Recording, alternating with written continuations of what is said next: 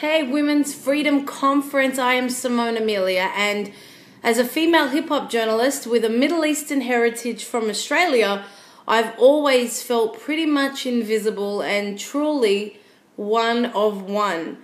I want my experiences to inspire the next generation of young women who, like me, feel they fall under this other category, especially in the world of urban entertainment. So this is my story, and I'm so proud to be part of the first Women's Freedom Conference.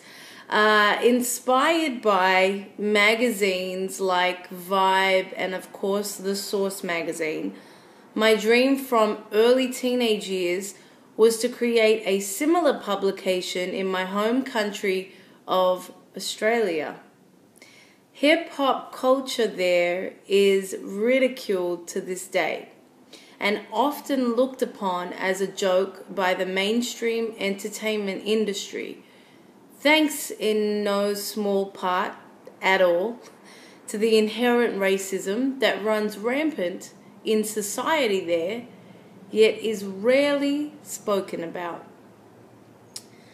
I grew up in West Sydney with young people of Middle Eastern heritage, Indigenous, Polynesian, Southeast Asian, you name it, we have it, and other minorities, and we always felt there was no media voice representing us. To this day, I know so many young minorities in Australia still feel the same way that I did. Now, when I created my publication, Urban Hits it was called, in 2003, I was 23, just graduated university. I was a year out, and I was super excited about it. I was told every reason why this magazine wouldn't work. What do you know about hip-hop? You're not American. That was one. You're a woman. Shouldn't a man have that job? That was another. What else was there? You should be black for this position. No one is going to take you seriously. So when I'm up for on-air radio and television positions, which is where I'm headed in my career, I have been told that your accent is not going to be understood by Midwest and Southern listeners.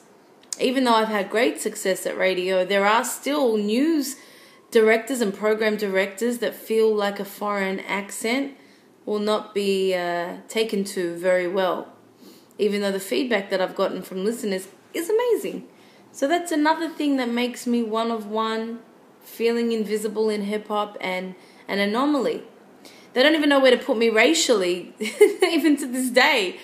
Can we cast her in the Latina slot, or maybe give her the token Asian position? Is she white enough for that role? Where do we put this girl? I'm highly respected for my craft. I've interviewed everyone from Afeni Shakur to Diddy to Jennifer Lopez to Beyonce over the years, with over 10 million views on my YouTube videos, but I'm still considered a minority amongst minorities. I've only really truly realized this recently. However, over time, I've gradually learned to wear this confusing other status very proudly.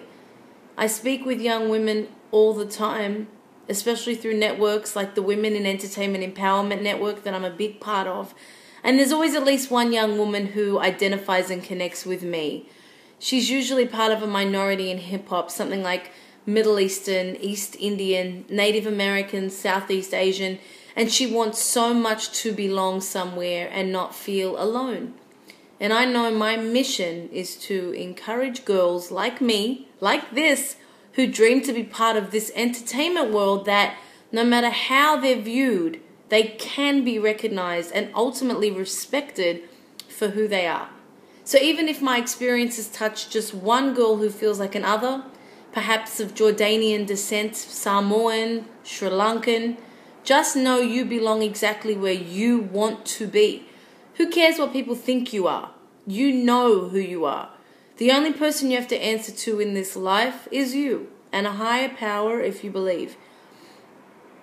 And if you're crazy, like me, You just follow your passions and your dreams, and don't forget that our beloved hip-hop, a movement built on minorities like us who took absolute pride in being different, was a culture that changed the world.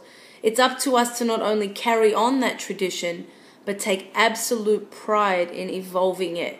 Thank you once again for watching. I'm Simone Amelia, aka The Boss Lady, and this is the Women's Freedom Conference.